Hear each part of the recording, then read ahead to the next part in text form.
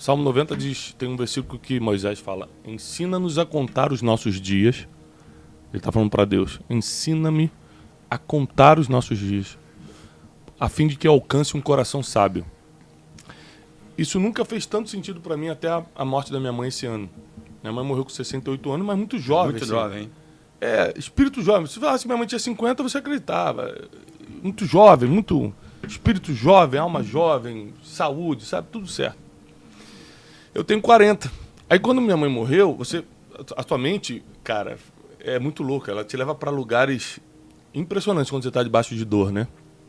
Por isso que quem não domina o seu espírito não domina mais nada. A Bíblia diz: é melhor que você domine o seu espírito do que domine uma cidade. É melhor você dominar aquilo que sente, aquilo que pensa, do que você conquistar uma cidade. Está na Bíblia. Então, eu comecei a contar meus dias de forma diferente. Falei, minha mãe morreu com 68, eu tenho 40. Vamos supor que Deus me dê os mesmos 68 anos. Que seja genético, que seja uma coisa que acontece na nossa família, por exemplo. Eu tenho mais 28 anos de vida. É muito ou pouco, depende do tamanho do projeto, depende do que eu quero fazer. Eu comecei a entrar nessas crises. Cara, se eu só tiver 28 anos, mas depois a crise aumenta, você fala assim, peraí. Pode ser menos. Mas nada quer dizer que eu vou chegar lá. Pode ser daqui a 2 anos, pode ser daqui a 7 anos. Aí você começa a perceber que negócios, dinheiro, nada disso controla. A gente primeiro falou de saúde, agora eu quero falar do dia da morte. Nada controla o dia da morte. Qual a sua opinião sobre isso? O dinheiro tem alguma influência no dia da morte? Nossa, forte, né? Cara, eu acho que o dinheiro, ele influencia em muita coisa, né? Mas se for para ser, será com ou sem dinheiro. É nisso que eu acredito. Né? Destino. Então, assim, se for para acontecer, se for para uma doença te prejudicar, ela vai te prejudicar com ou sem dinheiro, se for a sua hora, né? Uhum. Então, eu passei a acreditar cada vez mais nisso, né? O ponto é que eu acho que o dinheiro eu acho que o dinheiro ele tem uma relação, sim, com felicidade e com vida e morte. Eu acho que existe uma relação entre todas essas coisas. Então me explica. Só que eu acho que o dinheiro e a felicidade, eles são circunstanciais. Né? Então, por exemplo, o dinheiro compra felicidade? Depende para quem. E depende por quanto tempo. Por quê? No meu caso, o dinheiro ele comprou felicidade. Até o momento que eu entendi que o que o dinheiro me proporcionou, e eu chamava de felicidade, já não era mais felicidade. Mas eu precisei chegar nesse momento para entender que não era isso que me preencheria. Então, quando isso deixou de ter sentido, eu precisei buscar sentido em alguma coisa. E foi nesse momento que eu entendi que o dinheiro não comprava felicidade. Uhum. Mas até eu chegar nesse momento, eu precisei passar por essa história, né? E quando você olha para pessoas, às vezes, muito pobres, você pergunta qual é o seu sonho, o que te deixaria feliz, né? Para muitas dessas pessoas, o dinheiro realizaria todos esses sonhos e deixaria as pessoas felizes. Até elas terem dinheiro para entenderem que não é isso que as preenche. Né? Por isso que eu acho que isso daqui é momentâneo, né? Mas compra, sim, felicidade temporária. Né? Uhum. Porque cada um tem o seu grau de limitado. Seria felicidade, né? Ou comprar desejos? Que a pessoa está desejando uma casa, mas ela nem sabe se a felicidade está ali mesmo. Mas o ponto é, como que alguém vai mensurar consegue descobrir o que é a felicidade? É como eu te perguntar se você ama, né? Você ama a sua esposa? Poxa, eu amo. Tá bom. Mas se você for pegar na sua história, quantas pessoas você já não achou que amou antes de amar a sua esposa de verdade? Né? Então é difícil você descrever algum sentimento antes de você sentir de verdade. E as pessoas, elas correm esse tipo de risco, né? de errar a interpretação. E para mim, cara, eu acho que tem sim interferência, mas se for o seu momento, não tem o que você possa fazer, cara. Vamos... Desculpa, só para concluir esse tema, tem uma parábola que eu gosto muito, que toca mais nesse ponto. Fala de um cara que tinha seus celeiros repletos, abundantes, e que ele tinha muita grana, que ele juntou, ele não conseguia nem recolher aquilo que ele tinha tanto, e aí estou me referindo ali aos celeiros deles, às plantações dele, que ele não conseguia nem colher, nem recolher tudo, se aproveitar daquilo que ele tinha, e aí um belo dia ele para, olha para aquilo, tudo que ele construiu, e fala assim, cara, tô orgulhoso do que eu construí, cara, olha o que eu tenho, cara. Que beleza, agora estou tranquilo, vou comer, beber e folgar. A parábola usa justamente esse ponto, né?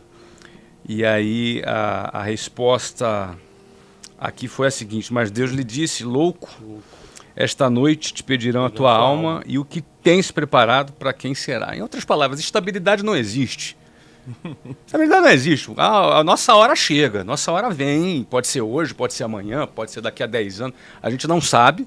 Nossa hora chega. E o ponto é a gente confiar 100% naquilo que a gente construiu, naquilo que a gente acumulou. E olha, cara, que eu trabalhei bastante, construí bastante coisa, acumulei coisas. Mas, cara, eu não quero nunca esquecer que estabilidade não existe, meu amigo. Sabe uma coisa que eu acho interessante? Agora eu vou entrar no assunto polêmico mesmo. Ih, rapaz. Assunto forte. Que mesmo que a pessoa não seja religiosa, todo mundo que se deu bem na vida estava cumprindo um princípio que é bíblico. Vou repetir para ficar claro. Mesmo que a pessoa não seja religiosa, ou seja, não vai à igreja, não tem nenhum tipo de compromisso religioso, todas as pessoas que venceram na vida, inclusive financeiramente, na empresa, nos negócios, na vida, estavam cumprindo princípios que são bíblicos. Um exemplo, uma vez eu fui dar uma palestra, cara, tinha juízes, desembargador, foi um negócio assim de alta, me prepararam mal, falaram assim, cara, tem uma palestra que você dá ali, não me explicaram bem o que era só pensador, só cara doutorado, era uma coisa muito difícil. E aí eu fui falar um pouco de espiritualidade, cara, ninguém me confrontava ao vivo, assim. Eu dando a palestra. Levantou uma mulher que era juíza, falou assim, você tá falando não tem sentido nenhum não, hein? Cara, na palestra, o controle emocional que você tem que ter, eu falei, que legal, por quê? Não, porque eu não quero saber de religião, não. Aí eu falei assim, não, mas eu não tô falando de religião, não, tô falando de princípios. E princípios valem em qualquer lugar. Por exemplo, a senhora é casada?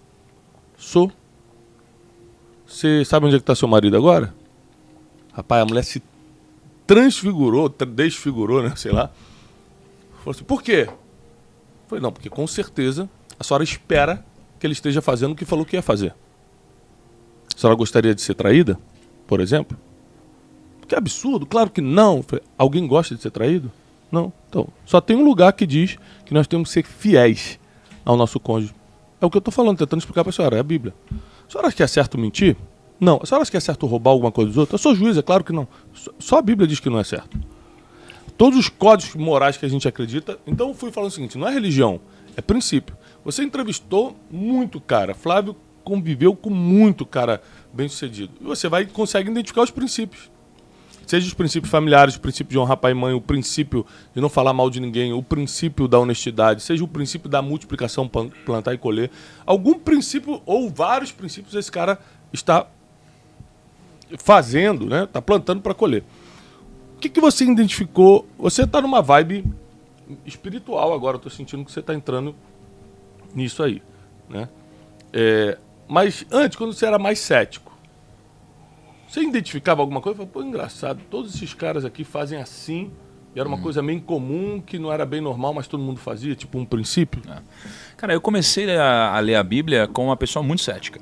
Né? Eu comecei a ler a Bíblia com uma pessoa muito cética e comecei por Provérbios, né, de Salomão, onde existem muitos princípios lá dentro que foram provados com o tempo, princípios de prosperidade, de sucesso, de riqueza, de seja lá como você queira interpretar, né? Tudo é válido. E antes de eu ler a Bíblia, eu já tinha atingido minha liberdade financeira, né? Só que, para atingir a liberdade financeira... Ou seja, os 5 mil que você precisava para viver já estavam se pagando. Exatamente, já tinha 5 mil reais lá. E aí, ao longo dessa jornada, o que me trouxe a liberdade financeira? Me trouxe... O que me trouxe foi uma série de princípios e ações que eu executei ao longo do tempo.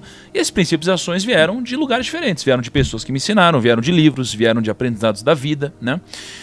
E aí, eu sempre li muito. Sempre assim, né? A partir daquele momento que eu estava trabalhando com muito foco, eu estava lendo muito.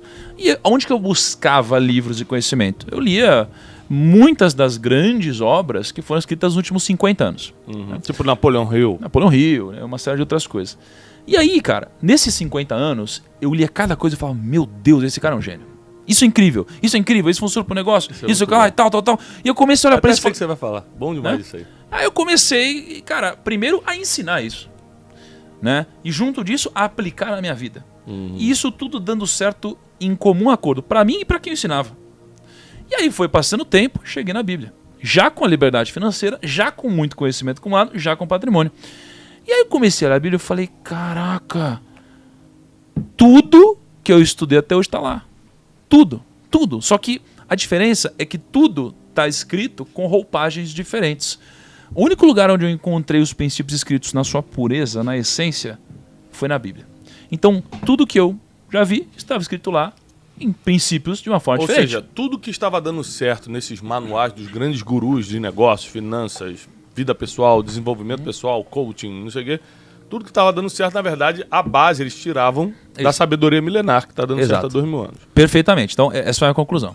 Segunda coisa, e agora é um contraponto a isso, tá? É um contraponto a isso. Os princípios que estão na Bíblia e que funcionaram para mim e funcionam para muita gente, não necessariamente vão funcionar para todo mundo, cara. Concordo. Na minha concepção. Isso daí foi uma chave que virou quando eu li Eclesiastes. Porque Eclesiastes está deixando muito claro o seguinte, cara, o mundo é injusto, mesmo os sábios podem ter um desfecho ruim, mesmo os ímpios podem ter um desfecho bom, logo tudo é como o vento, é como correr atrás do vento. Isso daqui me virou uma chave e me deu a clareza de que não necessariamente você seguir os princípios corretos vão te trazer prosperidade, riqueza e liberdade financeira. Então, isso daqui foi uma chave muito forte que virou na minha vida. Agora, acredito que esses princípios aumentam as suas chances de chegar lá. Isso sem sombra de dúvidas.